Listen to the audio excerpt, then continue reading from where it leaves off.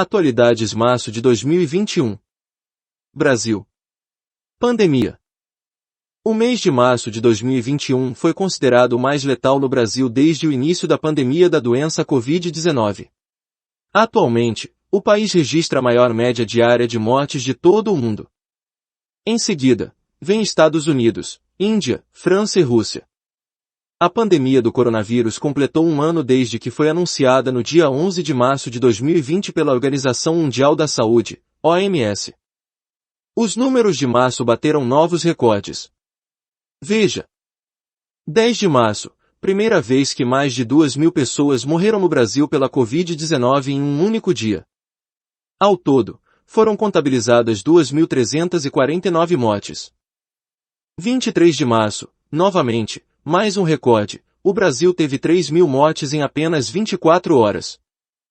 24 de março, nesse dia, foram registradas mais de 300.000 mortes no Brasil desde o início da pandemia. 31 de março, o dia mais letal de março e desde o início da pandemia contou com 3.869 mortes em 24 horas no Brasil. O dado representa 2 mortes a cada 5 minutos. A alta no número de contágios se deve à segunda onda da Covid-19 e às novas variantes do vírus.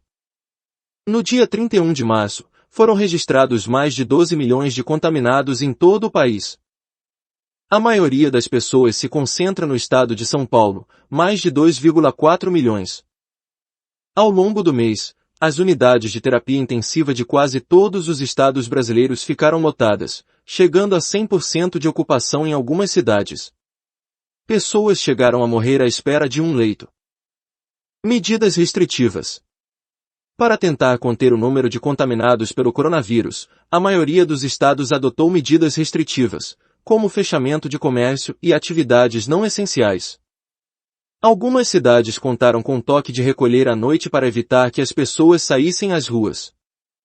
Mesmo com o colapso de hospitais públicos e até privados e adoção de lockdown em grande parte do Brasil, foram registradas aglomerações em praias, festas, parques, entre outros locais. Novo ministro da Saúde.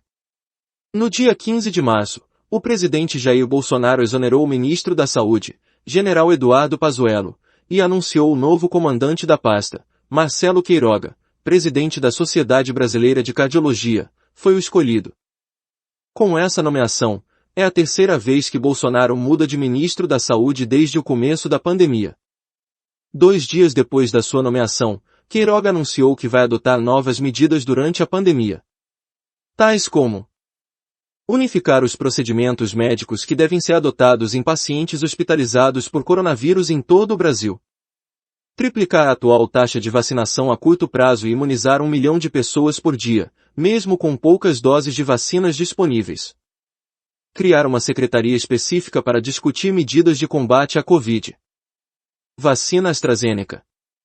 No dia 15 de março, os governos da Alemanha, Itália, França, Espanha e Portugal comunicaram que não vão usar mais a vacina contra a Covid-19 desenvolvida pela farmacêutica britânica AstraZeneca e a Universidade de Oxford. Os países europeus declararam que a medida foi tomada por precaução, devido aos relatos de formação de coágulos sanguíneos em pessoas que foram vacinadas. No dia 12 de março, a Agência Nacional de Vigilância Sanitária, Anvisa, concedeu registro definitivo à vacina AstraZeneca. Até então, o imunizante somente tinha registro emergencial. Dias depois, a agência brasileira destacou que não havia perigo de formação de coágulos. Butanvac. No dia 26 de março, o governo do estado de São Paulo anunciou a criação da primeira vacina contra a Covid-19 que será desenvolvida pelo Instituto Butantan. Os testes do imunizante, que será semelhante à vacina da gripe, devem começar em abril. No entanto, a Butanvac, como se chamará a vacina, depende da aprovação da Anvisa. Caso seja liberado, o imunizante começará a ser fabricado em maio. A Butanvac foi divulgada pelo governador de São Paulo, João Dória, como a primeira vacina contra o coronavírus 100% nacional. Contudo, o Hospital Mount Sinai, de Nova York, Estados Unidos, comentou que o Instituto Butantan usou pesquisa desenvolvida no país norte-americano. Dória minimizou esse comentário, ressaltando que toda a tecnologia é válida neste momento. Vacina Janssen. A Anvisa aprovou, no dia 31 de março, o uso emergencial da vacina da Janssen, que é do grupo Johnson & Johnson. O imunizante é de dose única e deve começar a ser aplicado a partir de julho. Vacinação. Até a tarde do dia 31 de março, 16 milhões de brasileiros foram vacinados, o que significa 8% da população. Mato Grosso do Sul, Bahia e Amazonas foram os estados que aplicaram mais vacinas até o momento, mais de 10% das pessoas do estado. Medicamento contra a Covid. A Anvisa informou, no dia 12 de março, o registro do primeiro medicamento para pacientes hospitalizados com Covid-19, o antiviral Remdesivir. O remédio ainda está em fase de estudos. Poderão usar o medicamento pessoas com mais de 12 anos e que pesem 40 kg, pelo menos, e que estejam internados com pneumonia, mas sem ventilação mecânica. O Remdesivir está sendo usado desde novembro de 2020 nos Estados Unidos de maneira emergencial. Contudo, a OMS não recomenda o uso desse remédio desde outubro. Lula elegível novamente. No dia 8 de março, o ministro Edson Fachin, do Supremo Tribunal Federal, STF, resolveu anular todas as condenações contra o ex-presidente Luiz Inácio Lula da Silva voltadas à Operação Lava Jato. Fachin constatou que a 13ª Vara Federal de Curitiba não tinha competência para julgar os casos do triplex do Guarujá, do sítio de Atibaia e do Instituto Lula. Agora, os processos serão analisados pela Justiça Federal do Distrito Federal. Com essa decisão, Luiz Inácio Lula da Silva volta a ter seus direitos políticos e pode ser eleito novamente. O ex-presidente governou o Brasil de 2003 a 2011. Sérgio Moro.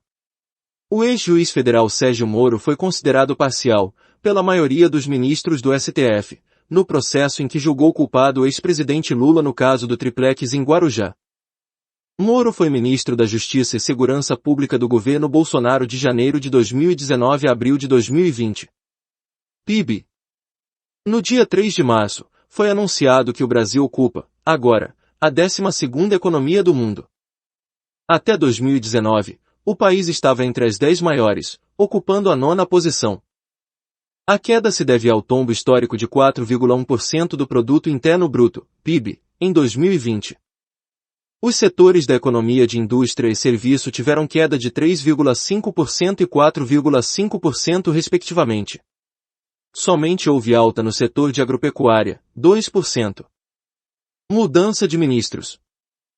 No dia 29 de março, Bolsonaro fez mais uma reforma ministerial. Desta vez, o presidente alterou o comando destes 6 ministérios. Casa Civil, saiu o general Braga Neto e entrou o general Luiz Eduardo Ramos. Ministério da Justiça e Segurança Pública, saiu André Mendonça e entrou o delegado da Polícia Federal Anderson Gustavo Torres. Ministério da Defesa, saiu o general Fernando Azevedo e entrou o general Walter Souza Braga Neto. Ministério das Relações Exteriores, saiu Ernesto Araújo e entrou o embaixador Carlos Alberto Franco França, atual cerimonial da presidência. Secretaria de Governo da Presidência da República, saiu Ramos e entrou a deputada federal Flávia Arruda, do PL. Advocacia Geral da União, AGU, saiu Valdemar Costa Neto e entrou o ministro André Mendonça no posto deixado por Levi. Forças Armadas. 3 comandantes das Forças Armadas foram demitidos no dia 30 de março pelo novo ministro da Defesa. O comunicado foi feito em uma reunião tensa. Saíram os seguintes comandantes: Edson Pujol, Exército, Ilques Barbosa, Marinha, e Antônio Carlos Moretti Bermudes, Aeronáutica. Antes do anúncio, os 3 representantes das Forças Armadas pretendiam sair em solidariedade à demissão do general Fernando Azevedo. Os nomes dos novos comandantes ainda não foram divulgados. Mundo. 10 anos de guerra na Síria. A Guerra da Síria completou 10 anos no dia 15 de março. O conflito começou na cidade de Deraa, ao sul do país. A população era contra o presidente Bashar al-Assad, que governa a Síria desde 2000, quando sucedeu seu pai, Hafez al-Assad, no poder. Eles se direcionavam contra o autoritarismo existente no país e pelo desejo de um futuro mais democrático. Essa guerra é entendida como um desdobramento da Primavera Árabe, a série de protestos populares que se espalhou por nações do norte da África e do Oriente Médio, exigindo governos menos corruptos, mais democracia e melhoria na qualidade de vida da população. O saldo desse conflito é terrível. Estima-se que até 600 mil pessoas possam ter morrido nessa guerra. Além disso, a guerra foi responsável pela destruição de boa parte da infraestrutura do país, o que prejudicará seu desenvolvimento nas próximas décadas. Dia Mundial da Água. O Dia Mundial da Água foi comemorado em 22 de março. Essa data foi criada pela Organização das Nações Unidas, ONU, para lembrar da importância da água na vida de todos os seres vivos. 30 anos do Mercosul.